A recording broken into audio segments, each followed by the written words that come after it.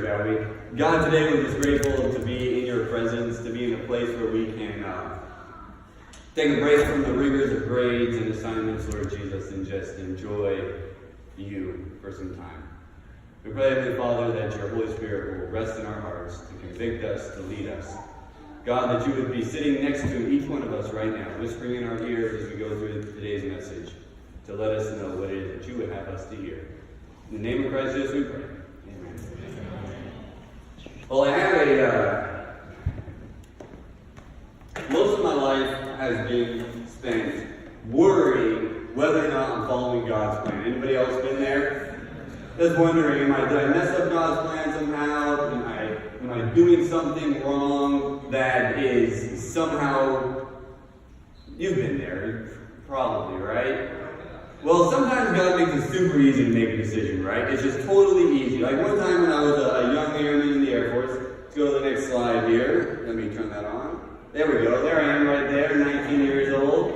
I was just about to get out of the Air Force a few years after. I know. I don't look a day older, right? Maybe a decade. So, I was just about to get out of the Air Force and I had a few things. One, I had a house that was worth $100,000 less than it was worth $100,000 less than what I owed on it. I had a car that I bought brand new a few years ago, some credit card debt because I had to have a motorcycle, right? When you're in your mid-20s, a motorcycle is excellent.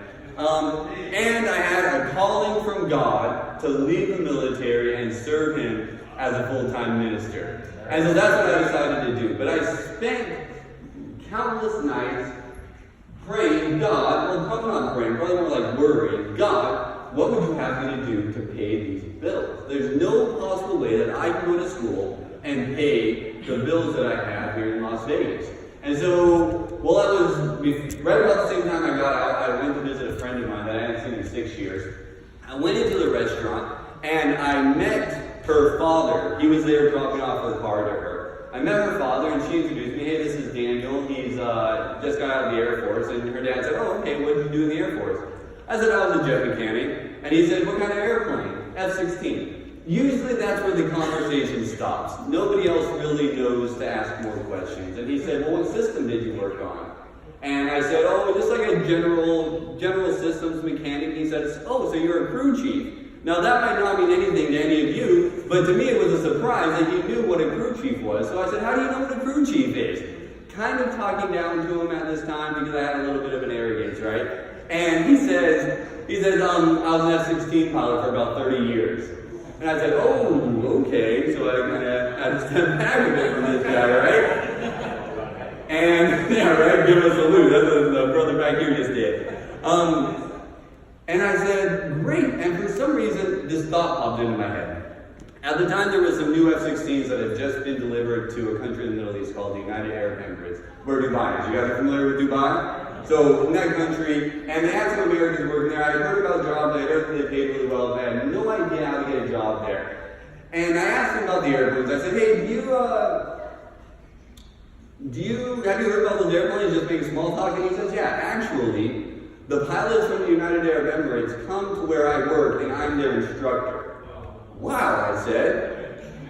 And the next words out of my mouth might as well have been the Holy Spirit speaking. Do you know if they're hiring?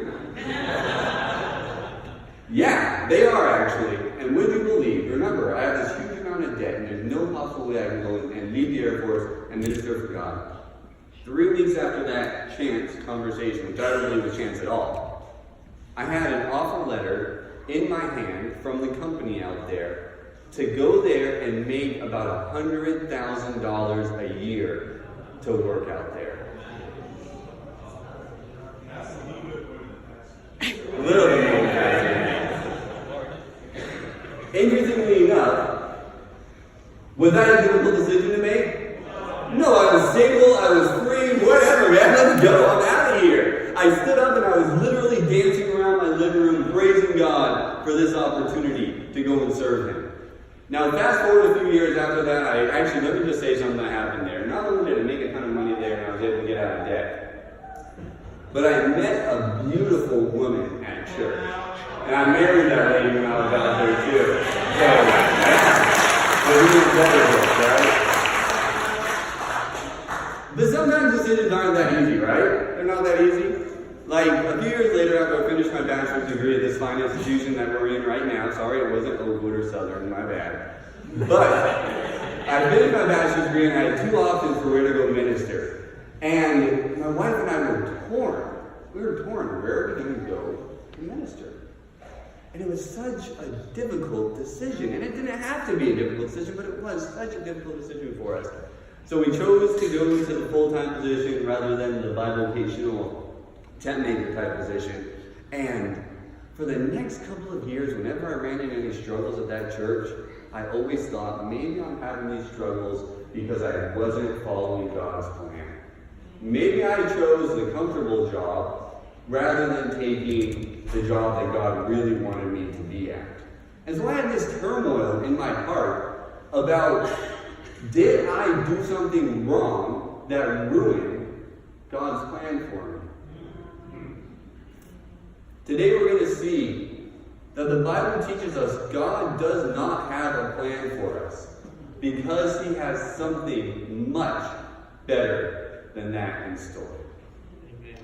The ancient Israelites were like super concerned with knowing God's will. They got this from the pagan cultures around them. One of my favorite things that maybe not the Israelites, but the Babylonians used to do is they have this. Anybody recognize that thing? What this is, well, let me just tell you what they would do. When they wanted to know God's will, they would take a goat or a sheep, they would kill the goat or the sheep, and cut the liver out of the sheep. And they would hold it next to this clay tablet here, and if the liver had a spot on it, they would find the correlating spot on the liver, on this little plaque thing up here, and they would read what it says, and that was God's answer. So if the spot was on the lower left-hand corner of the liver, they go to the lower left-hand corner of this, and that was God's answer. Like, where did they come up with this? I imagine it was two guys sitting around drinking some wine one day, and one of the guys says, you know, I really just don't know what to do about this problem. And the other guy says, well, there's a goat. Let's see what his liver has to say. It's ridiculous, right? Where did they come up with this stuff? So they have this idea, and what it is it's the idea that God cannot be trusted to communicate with normal means. That they have to somehow coerce God or manipulate God to get Him to tell them what they're supposed to do. And we probably shouldn't laugh too hard about that because we do some of the same stuff even today. For example, if I'm going to buy a car and I go through all green lights on my way to buy the car, it must be God's plan for me to buy that car. If I apply for that visa to go to the USA and I get the visa, it must be God's plan for me to go to the USA, right? If I fast for the entire week before ministry opportunity days, God will give me a job. If I anoint my dying great-grandmother, she will be healed. These are ways that we try to control God, to manipulate God, to get Him to tell us one of two things. One, to get Him to either do what we want Him to do, or to get Him to tell us what to do. But we can't control God, and we don't need to. Check this out what Bruce Waltke says in this book here, Finding the Will of God, a Pagan Notion. He says, the Bible tells us God is our Father, our Provider, and our Redeemer. If this is true, it does not make sense that we should have to resort to such tricks and techniques to find His will. The Bible does not in one single place say that God has a plan for your life. There's no step by step plan that God has laid out for your life. Even though there's some very famous passages, one of my most popular, that tends to say so. It's this one right here. You guys already know what I'm talking about. For I know the plans I have for you, declares the Lord. Plans to prosper you and not to harm you. Plans to give you a hope and a future. Jeremiah 29:11. If you take a look at this passage in Hebrew, which we all love the Hebrew, right? You'll see that the word plans is better translated thoughts, but even better in our modern vernacular, translated as vision. has God's vision for us. So it would probably better be translated, for I know the vision that I am envisioning for you, declares the Lord. A vision for good and not for evil, to give you a future and a hope. God does not have a step-by-step plan for your life. But brothers and sisters, He does have a vision. He has a vision for you to reach the highest level of attainment possible in your life. Brothers, He has a vision for you to become a man of God who preaches the Word of God, proclaiming the everlasting gospel to the entire world. Sisters, He has a vision for you to become a woman of God who is going to care for those in need, who is going to provide compassion for those who need compassion, and who is going to lead our church into the future with great power and mighty wisdom. For some of you here today, God has a vision for you to become a great scholar for Him. That you will spend your days digging deep into His Word and understanding the intricacies of His Word and taking those teachings and combating the devil and tearing him apart and dispelling each and every lie that He has put in our church over the generations. Amen? God has a vision for your life. But how you fulfill that vision, that's up to you. That's up to you. Let me explain to you what happened here. As the Israelites journeyed through the desert, leaving Egypt, Moses was given a great responsibility to transform the Israelites' culture. To transform it. And one of the first things that he attacked was divination. But he can't just remove divination from their culture. He had to add something else in its place. And so Exodus chapter 18, verse 13 through 20 tells us what God led Moses to put in its place. So this is when Jethro was talking to Moses. Usually we hear about this when it comes to doing what? Delegating authority. But there's something else in this passage that we can enjoy today. And so it was that on the next day that Moses sat to judge the people. And the people stood before Moses from morning until evening. So when Moses' father-in-law saw all that he did for the people, he said, "What is this thing that you are doing for the people? Why do you alone sit and judge the people? Stand before the people from morning until evening." And Moses said to his father-in-law, "Because the people come to me to inquire of God. When they have a difficulty, they come to me, and I judge between one and another. And I made known to them the statutes of God and His laws." Jethro comes back to him and says, "So Moses' father-in-law said to him, 'The thing that you do is not good.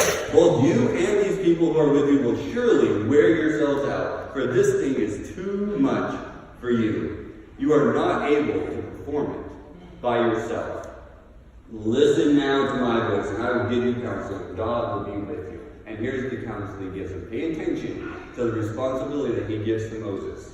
"Stand before God for the people, so that you may bring the difficulties to God. And you shall teach them the statutes and the laws, and show them the way in which they must walk, and the work that they must do." Rather than trying to control and manipulate God to give them an answer, the Israelites are now to learn who God is, to learn His statutes, to learn what He does, and to make their decisions according to what they know about God within a relationship with Him. You'll still find some divination in the following chapters, but there seems to be a theme where they move from divination over to education. So throughout our lives, what Moses did was divination was replaced with education. That God was going to teach the people to follow Him in relationship. Let me explain it to you in this way. After I say this. Because if you're going to follow God and you're going to make decisions, then it's vital to know what fits into God's desire, right? Back to Bruce Walkie, he says, "It is vital that we understand this concept of God's will as that which brings Him pleasure. Our decision should aim to please Him, not to gratify our lusts." This is a very important caveat. You have to understand this to follow the rest of the sermon, okay? God has not spoken to us definitively about every choice, but He has given us Scripture which, when properly applied, will enable us to make wise decisions. So this line represents every decision that we can make throughout our lives. Some of them are the right kind of decisions, and some of them are the wrong kind of decisions, but they're all represented on that line. However, we can add to that only some of those decisions please God, right? That there's only some decisions that we can make that will actually please the Lord. Now, what happens, though, is when we have a calling on our life, when God says, I have called you to something greater, then what pleases the Lord actually gets smaller. It limits the decisions that we're able to make. I was talking to the great pastor Henry Wright a few years ago at camp, and I had a very short conversation with him. And he said one thing about pastors is we will not have the same privileges and opportunities as others. Meaning that when I look at this group of people right here, this fine-looking group of people here, each one of you has the potential to work at jobs that could be very lucrative for you. I don't think there's a single person here that couldn't be maybe a licensed marriage and family therapist, or maybe a pharmacist pharmacists start at $125,000 a year. Do you know that? $125,000 a year is what they start at. Or maybe somebody here could be a realtor. Whatever it happens to be, I think all of us have the potential to do many jobs and do them very well. However, because God has put that calling on our lives, we are limited in the scope of what we can do. And not only when it comes down to our jobs, but when it comes down to the daily decisions that we make. And then in addition, like for example, I have a friend that says, I would get a tattoo if I wasn't a pastor. So he thinks tattoos are awesome, but he just won't get one simply because he's a pastor, right? So we have these limitations placed on us because of the calling that God has called us to. Now, let me illustrate it with another illustration. Marriage. Let's just say there's a young man, and this young man decides now's the time that I'm going to get married. It's time for me to get married. And so he sits down with the Lord and he says, God, what should I look for in a bride? And through prayer and conversation with God, he makes a list and he folds up that list. That list has everything that he's looking for in a woman. He folds it up and he puts it in his sock drawer for safekeeping. Then he starts the hunt. He finds maybe a few girls at the mall, and a few girls at school, and a few ladies at church, and he starts looking at all of them, and he says, well, these girls don't really fit the list, and these girls wouldn't please God, but he narrows it down from 10 to 8 to 2. Now there's the final one, and he woos her, and he wins her, and they get married.